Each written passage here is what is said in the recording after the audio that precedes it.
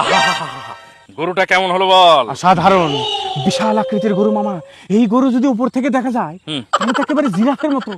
আবার যদি এই গরু নিচের থেকে দেখা যায় তাহলে তো পুরো হাতির মতো। তো ছাগলটাও খুব ভালো, কিন্তু আমার গরুটা একদমই তুই যা বলছিস।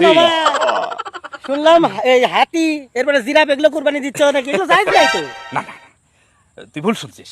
মানে আমরা গরুর উপরই আছি। ও তার মানে তুমি গরু ও ও ছাগল। ছাগল।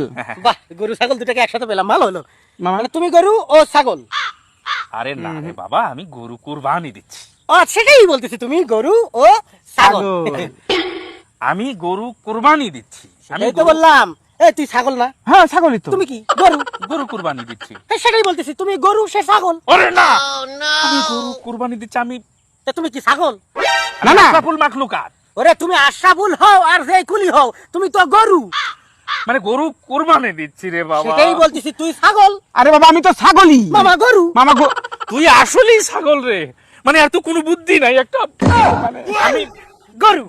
না না, গরু কুরবানি দিচ্ছি। হ্যাঁ ও ছাগল আর তুমি ও ছাগলই, ও ছাগলই, কিন্তু আমি গরু না। আমাকে তো দেখি পাগল বানায় ফেললো তো।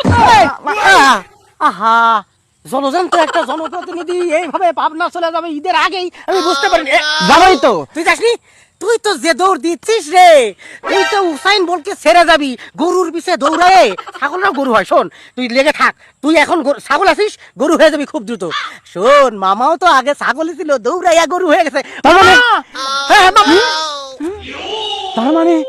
তার মানে দৌড়াতে দৌড়াতে ছাগল থেকে গরু হওয়া যায়। আমি গরু হতে চাই মামা, আমি গরু হতে চাই।